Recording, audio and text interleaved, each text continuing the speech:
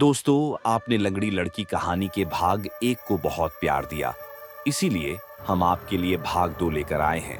उम्मीद है आप इसे भी उतना ही प्यार करेंगे। गांव इकोलाहा में अब एक नई दहशत फैल चुकी थी। रवि, जो उस रात लंगड़ी लड़की से मिला था, अगली सुबह गायब पाया गया। लोगों के मन में फिर वही पुराना डर जाग उठा। कुछ ने कहा पीपल के पेड़ की आत्मा ने उसे भी पकड़ लिया, तो कुछ ने अफवाह उड़ाई कि रवि खुद ही डरकर भाग गया होगा। लेकिन रवि की मासी इस बात को मानने को तैयार नहीं थी। उसका दिल कह रहा था कि कोई अनहोनी हुई है। उसने गांव के बुजुर्गों से मदद मांगी, लेकिन वे लोग पहले से ही डरे हुए थे। कोई भी पीपल के पेड़ के पास जाने को तैयार नहीं था। रवि की मासी का लड़का गग्गू बहुत परेशान था। उसे यकीन था कि रवि किसी मुसीबत में फंस गया है। उसने खुद वहां जाने का फैसला किया। गांव के कुछ युवकों को साथ लेकर वह रात के समय पीपल के पेड़ के पास पहुंचा। चांदनी रात में पेड़ की परछाइयां और भी डरावनी लग रही थीं। सन्नाटा इतना गहरा था कि दिल की धड़कनें तेज सुनाई देने लगीं। तभी हवा में हल्की सी फुसफुसाहट गूंजी। तुम भी आ गए? गग्गू चौंका। आवाज कहीं पास से आ रही थी, लेकिन कोई दिख नहीं रहा था। अचानक पेड़ के पीछे से एक हल्की परछाई उभरी। वही लड़की, फटे हुए कपड़े, लंगड़ाता हुआ पैर, आंखों में अजीब चमक। रवि कहाँ है? गग्गू ने हिम्मत जुटाकर पूछा। लड़की मुस्कुराई, लेकिन उसकी मुस्कान में अजीब डरावना भाव था। उसने धीरे से कहा, उसे ले जाया गया। गग्गू का दिल डूबने लगा। किसने? लड़की की आंखों में आंसू आ गए। जिन्होंने मुझे मारा था, वही उसे भी ले गए हैं। गग्गू कुछ समझ नहीं पा रहा था।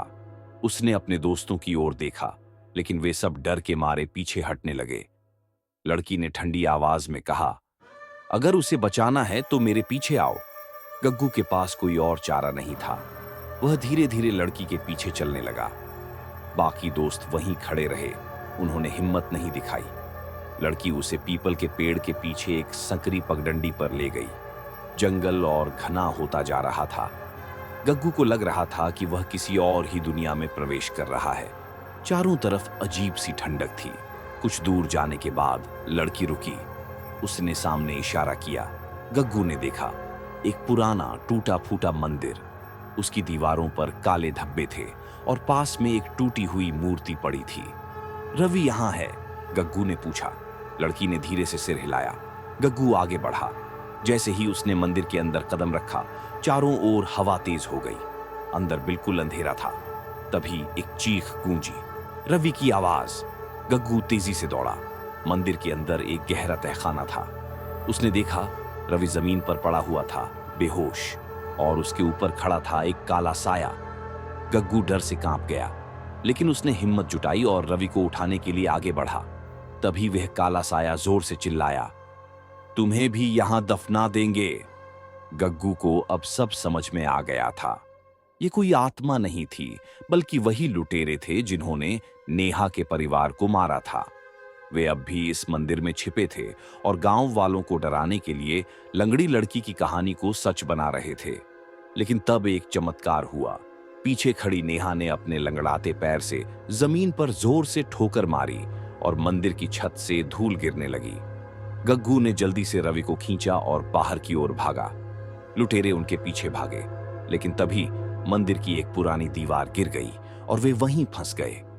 गग्गू और रवि हांफते हुए मंदिर से बाहर निकले। जैसे ही वे सुरक्षित स्थान पर पहुंचे, उन्होंने देखा कि नेहा वहां नहीं थी। उसकी आवाज हवा में गूंज रही थी। अब मुझे शांति मिल गई। गग्गू और रवि समझ गए कि नेहा की आत्मा अब मुक्त हो गई थी। अगली सुबह गांव वालों को पूरी सच्चाई पता चली। लुटेरों को पकड़ लिया गया। पीपल के पेड़ का डर खत्म हो गया, लेकिन एक रहस्य अब भी बाकी था। रवि की खिड़की के पास एक ताजा लाल धागा बंधा हुआ था, नेहा की आखिरी निशानी। दोस्तों, कहानी अच्छी लगी हो तो वीडियो को ज्यादा से ज्यादा लाइक और एक सब्सक्राइब का बटन जरूर दबा के जाना, जो आपके लिए फ्री है, पर इससे हमें बहुत मदद और मोटिवेशन मिलेगी।